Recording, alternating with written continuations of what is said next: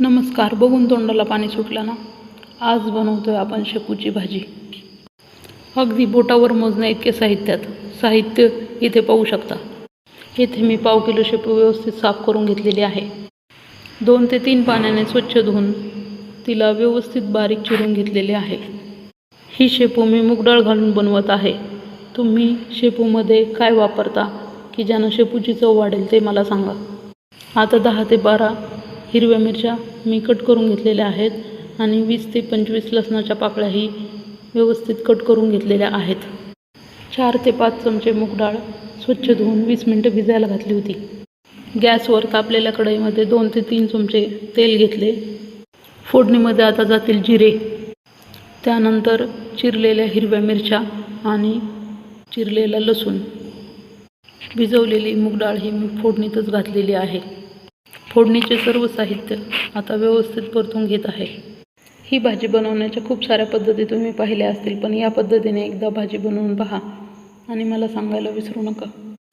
प्रत्येक भागानुसार भाजी बनवण्याची वेगवेगळी पद्धती आहे. काही भागामध्ये यामध्ये चिरून कांदा घालतात, तर काही भागामध्ये शेंगदाण्याचा कूट घातला जातो, तर काही भागामध्ये थोडेसे तांदूळही घातले जातात.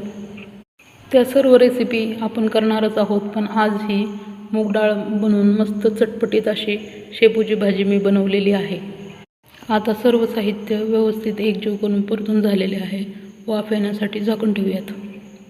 1 ते 2 मिनटं वाफ येऊ दिली. आता चवीप्रमाणे मीठ जाईल. सर्व भाजीमध्ये मीठ व्यवस्थित मिसळून घेतले. आता पुन्हा भाजी वाफ येण्यासाठी ठेवून देऊ. त्यासाठी पुन्हा मी झाकण ठेवलेले आहे. 2 ते 3 मिनटं चांगली वाफ येऊ दिली. आता मीठ घातल्यामुळे भाजीमध्ये थोडेसे पाणी तयार होईल. सर्व साहित्य एकत्र करत पुन्हा वाफ येण्यासाठी झाकण ठेवून दिलेले आहे. भाजीचे सुटलेले अंगाचे पाणी आटल्यानंतर आता भाजी शिजण्यासाठी मी थोडंसं पाणी घालून पुन्हा झाकण ठेवून भाजी शिजण्यासाठी ठेवून दिली होती. आता तुम्ही पाहू शकता 1 ते 2 मिनिटांनंतर भाजी या पद्धतीने झालेली आहे. भाजी शिजली का नाही हे पाहिले, पण भाजी अजून थोडीशी शिजायची राहिली होती, म्हणून पुन्हा एकदा वाफ काढून घेतली. आता ही भाजी खाण्यासाठी तयार आहे. तुम्ही पाहू शकता मोजक्या साहित्यात चटपटीत चमचमीत अशी शेपूची भाजी खाण्यासाठी तयार आहे. चला आता सर्व करूयात. दिसते ना सुंदर, खावीशी वाटते का? या मग जेवायला. ही शेपूची भाजी तुम्ही चपातीबरोबर भाकरीबरोबर खाऊ शकता. आज मी शेपूच्या भाजीबरोबर चपाती बनवली होती आणि शेपूच्या भाजीबरोबर आणखी काय काय बनवलं आहे. चला ताट वाढते, या जेवायला. तर आज आमच्या जेवणाच्या ताटामध्ये होतं झणझणीत तिखट अशी जवसाची चटणी, लेमन राईस, शेपूची भाजी आणि चपाती.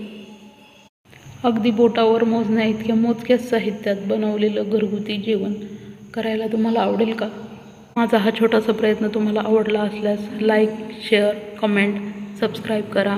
Enjoy, happy cooking.